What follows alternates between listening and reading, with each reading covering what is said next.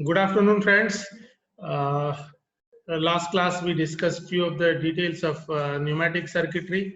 Today we'll discuss about some aspects of hydraulic circuitry as well. The cylinders, those are used as actuators in hydraulic and pneumatic systems, have the function of providing you the force and displacement. The hydraulic and pneumatic cylinder is an example of a linear actuator. Remember, we have got rotary actuators as well. In pneumatic systems, we have air motor, and in hydraulic system, we have hydraulic motors. They can provide me angular actuation as well. So these pneumatic cylinders are linear actuators. The principles and form are the same for both hydraulic and pneumatic versions. Differences being purely a matter of size as a consequence of the higher pressures used with hydraulics. As it is apparently clear that hydraulic systems are used for higher forces, and I want smooth transition of forces, smooth application of forces. There I go in for hydraulic cylinders. The cylinder consists of a cylindrical tube, as everyone knows, along with a piston or ram which can slide inside that cylinder. There are two basic types: single acting cylinder and double acting cylinders.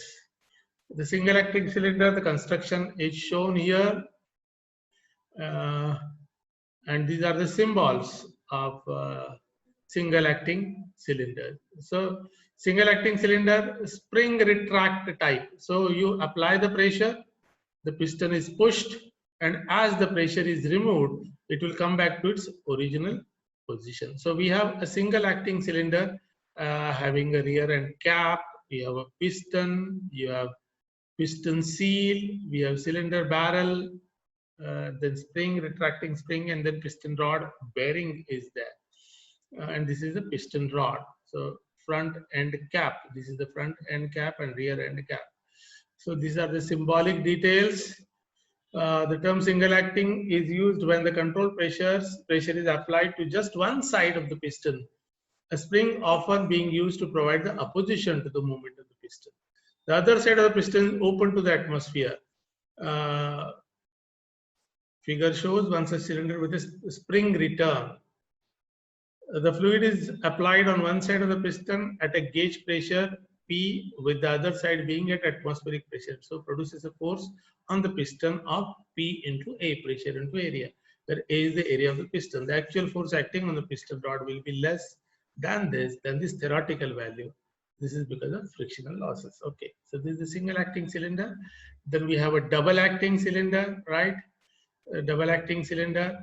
So the symbol is like this: piston with two lines. In single acting, you had single line, spring return. Double acting, you have got inlet and discharge, or two inlet. This will be act as inlet in the forward stroke, and it will act as discharge in the forward stroke. And then when reversed, this will act as inlet for the backward stroke, and this will act as exhaust. These are the two, both are the symbols of double acting cylinder. Constructionally, rear bracket, front bracket, piston rod, piston seal, and then piston. And then you have two ports, inlet and exhaust. The term double acting is used when the control pressures are applied to each side of the piston. A difference in pressure between the two sides when results in motion of the piston being able to move in either direction along the cylinder as a result of high pressure cylinder. These we already know. The important thing is that how we can use these hydraulic or pneumatic cylinders in the actual circuitry. We can have a few more cases of studies wherein we require sequencing of these cylinders. What do you mean by sequencing of cylinders? When I got sequential operation, let us take the case of, let us say, a hydraulic press, which is pressing the sheet metal. Unless and until the sheet metal comes under the punch and die, and unless and until it is clamped, the punch should not move. This is my logical requirement. So what I can do, I can have one hydraulic cylinder for gripping the sheet. One piston will actuate pressure, actuate force, so that the sheet is placed exactly under the punch and die assembly. And after that placement of the sheet under the punch and die assembly, then the second cylinder that is actuating the punch should move. So this is what is the sequential logic. So there are many such applications. In typical cases, a lift, wherein though we don't use the hydraulic cylinders there, we use electric motors. I'm trying to tell you the sequential requirement. Unless and until the doors are closed, the motor should not move the lift down or up. So this is how I have a typical sequence of operations. In machine tools also, we have got sequential operations, sequential operational requirements. So in such cases, this cylinder sequencing becomes much more important. So many control systems employ pneumatic or hydraulic cylinders as the actuating elements and require a sequence of extensions and retractions. Extensions and retractions of cylinders to occur. For example, you might have two cylinders A and B and require that when the start button is pressed, the piston of cylinder A extends. Then when it is fully extended, then it has done some work. The piston of cylinder B extends. So after the cylinder A has reached the extreme position, then the cylinder B will start extending. When this has happened, both are extended. You might need the piston of the cylinder A to retract. So thereafter, after doing that work, one after the other in a sequence, the retraction should also happen. In discussions of sequential control with cylinders, it is common practice to give each cylinder a reference letter A, B, C, and D for ports or positions or motions, and to indicate the state of each cylinder by using positive sign if it is extended or a negative sign if it is retracted. So I have got two cylinders, let us say. So A plus is the forward motion, A minus is the extended motion, retraction motion, B plus, B minus, C plus, C minus. So positive sign is the extension and negative sign is the retraction. This is the above required sequence of operations is A plus, B plus, A minus, B minus.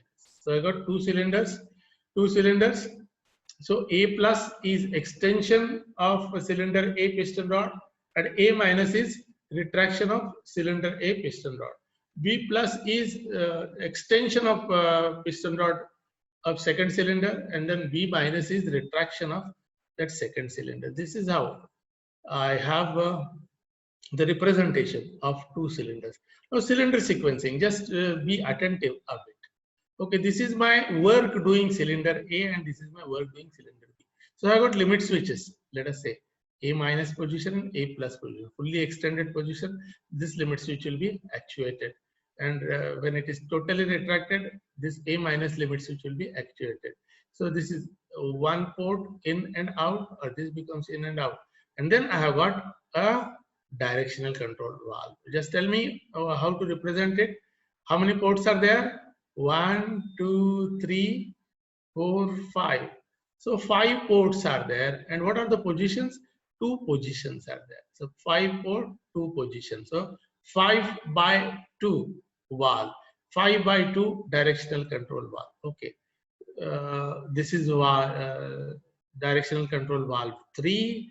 And then I have got roller operated valve, which is 3 port and 2 position. Okay, 1, 2, 3, 3 port, 1, 2, 3, 3 port, and 2 positions, right? Spring retraction type, and this is roller operated. We require some external force to operate this. And then we have another roller operated directional control valve, once again 3 by 2 valve, and then we have a push button and directional control valve. So this is also 3 port push button valve. So we have numbered the directional control valves 1, 2, 3, and 4, and this is my cylinder A. Similarly, I have the second cylinder. We have come up to 4, then directional control valve 5, roller operated valve, and directional control valve 6, and directional control valve 7. This is my cylinder B, minus B for retracted position of piston rod of cylinder B, and plus B is the extension position of piston rod of cylinder B. So having understood this sketch, let us see the operation of this two cylinder sequence. Let us be a bit attentive. Initially, both the cylinders have retracted pistons. Both the cylinders are having retracted pistons. Start push button. This applies the pressure to valve B. Start push button. Start push button. Push button. Whatever initially the pressurized fluid will be blocked. When this is pushed, this will come here, and this directional control valve will be aligned with this supply. So when this is pushed, the pressurized fluid will enter this line. Okay. So this applies pressure to valve 2. Pressure to valve 2. Okay. As initially limit switch minus B is activated, hence the valve 3 is switched. Initially, what he says? Initially, the limit switch minus B is activated. See, minus B is activated. So minus B is activated. Minus B is activated. Hence, valve 3 is switched to apply pressure to cylinder A. Valve 3 is switched to apply pressure to cylinder A for extension.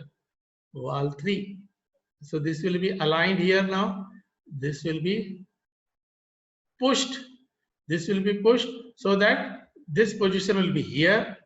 So that what will happen? When this position is here, this supply line will be in line with this supply pressure, and pressurized fluid will enter into this line. Please be attentive. And then this piston rod will be pushed. When this piston rod is pushed, it will just touch the limit switch A plus. So let us see. So cylinder A is having extension now. Cylinder A extends, releasing limit switch minus A. So when it is extended, limit switch A minus is relieved. When cylinder A is fully extended, limit switch A plus operates. A plus, when it is fully extended, A plus operates. This switches valve 5. Okay, this switches when A plus is operated. Where is A plus? A plus is operated. When A plus is operated, this will be pushed, isn't it? So because of limit switch, this will be pushed. So this will be aligned here.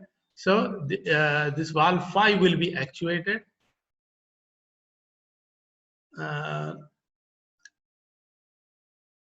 Okay. So fully extended, this will actuate valve 5 and causes pressure to be applied to valve 6.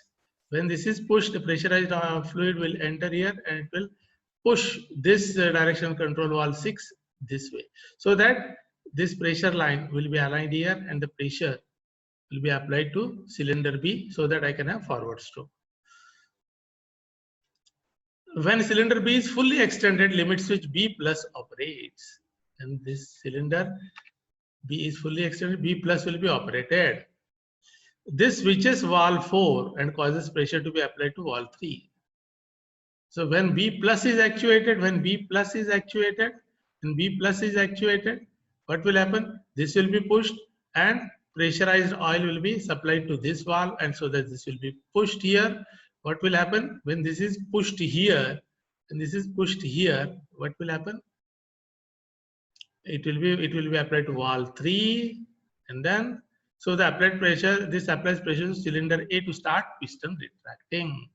Okay, when this is aligned here, it will start cylinder retracting. It was already extended, it will start retracting. Cylinder A retracts, releasing limit switch A plus. Releasing limit switch A plus. When cylinder A is fully retracted, limit switch A minus operates. Fully retracted, A minus operates. This switches valve 7. When A minus actuates, this switches valve 7. And when this switches valve 7, this will be pushed here, or this will be extended. Then,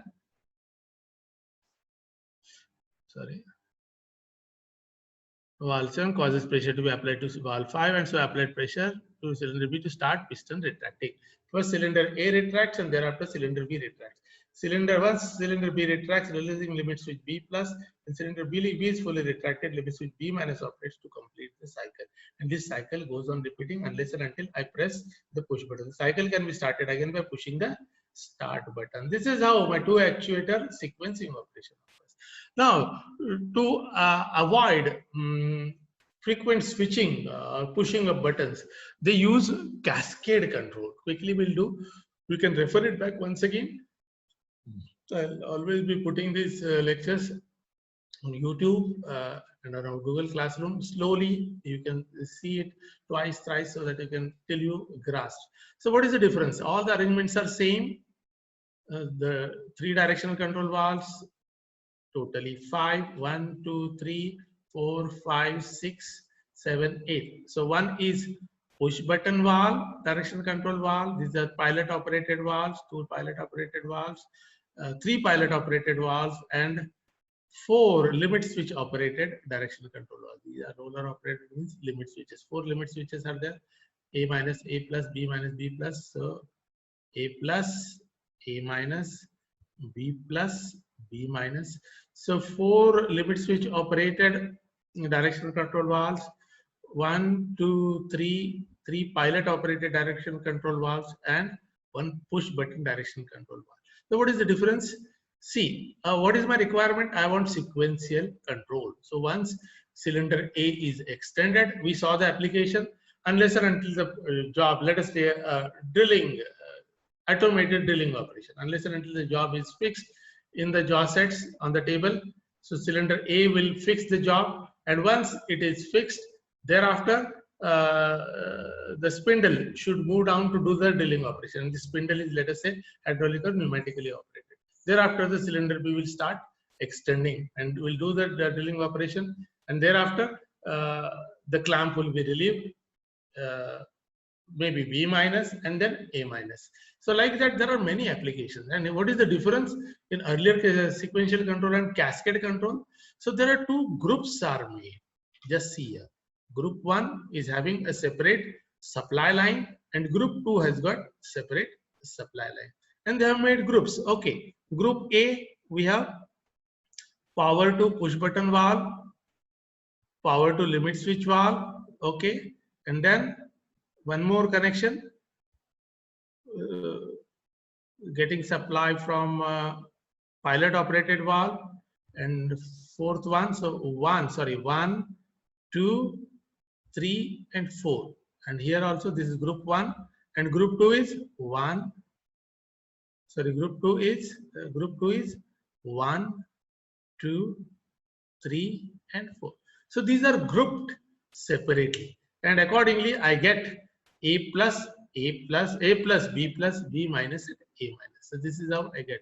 Just quickly we'll go through. With cascade control, the sequence of operations divided into groups with no cylinder letter appearing more than once in each group. So thus for the sequence A plus, B plus, B minus, A minus, we can have the groups A plus, B plus, and then A minus, B minus. A valve is then used to switch the air supply between the 2 groups.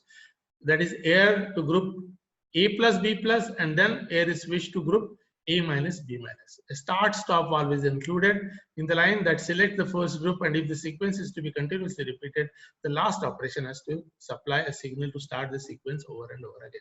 Friends, you just go through this repeatedly, because quickly we cannot complete it because we have got time constraints as well. The first function in each group is initiated by the group supply being switched on. Further actions within the group are controlled by switch operated valves, and the last valve operation initiates the next group to be selected.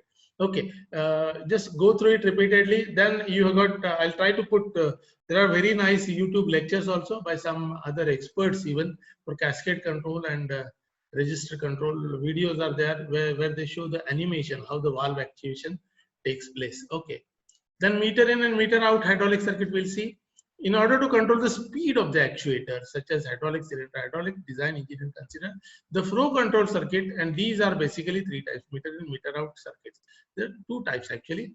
There are number of types. Out of that, I have identified meter in and meter out circuit. Meter in flow control circuit represents the controlling of fluid flow just before metering in, controlling flow while the fluid is entering the actuator. Metering in. So before it enters the actuator, I am controlling the flow with the help of flow control valve. So this is meter in. As simple common sense says, the flow is controlled before the fluid enters the actuator. before entering the actuator. And how will be the meter out? The flow is controlled at the discharge side of the actuator. So once the fluid comes out of, after leaving the cylinder actuator, the flow is controlled. Now, what could be the reason? Can anyone think and tell me? See, all the piston rods have got inertia. Whenever load is connected to the piston rod, they have, once you apply pressure, you have pushed it, fine. You have relieved pressure, still because of the inertia, it will keep on moving forward. That might hamper my work. So what I want is, I want precise positioning. Once it is pushed from position X to X1, it should remain there. But what happens if I give supply pressure and leave the pressure? The piston is pushed, and because of the inertia of the load and the piston rod, will keep on pushing. So I cannot control the motion. So for that, what I need to control the flow. By controlling the inlet flow, will it be possible? It is possible to some extent, but because of inertia, as I said, it might be moving further. So there, meter out will be more effective if I want to control the inertia forces. Flow out of the actuator, if I control, so this inertia effect will be reduced because there will be some back pressure from the other side of the piston. So that inertia, because of the inertia, the piston keeps on moving, the load keeps on moving. But I have got the flow control at discharge valve, so that will block my motion, that will reduce my motion. So I have got better control in meter out circuit to reduce the inertia forces. So in meter in flow control circuit, flow control valve will be installed in such a way that fluid flow to the actuator could be controlled. We can also say that there could be a restriction in the fluid flow to the actuator. You see the circuit. So both the inlet and outlet, we have got flow control valves, and we have got 1, 2, 3 position valves. Okay, this is the hydraulic circuit because we have got a sump, we have got a pump and sump. Okay, this is the bypass circuit when no work is being done. When this is moved, these are this symbol, if you remember, this is a solenoid operated direction control valve, solenoid operated direction control valves, and these are check valves and restrictors. Okay, flow control valves. So if I control the flow at the inlet of the cylinder, it will be metering in, and if I control the flow at the outlet, it will be meter out circuit. Okay, so meter out, if the load on an actuator is overrunning, that's what I was telling, because of inertia. In that situation, meter in flow control circuit will not be able to control the speed of actuator because of overrunning load on actuator will make the actuator rod, that is cylinder rod, to extend due to weight of vertical load. That is overrunning load. Flow control will be installed on discharge end or return side of the actuator.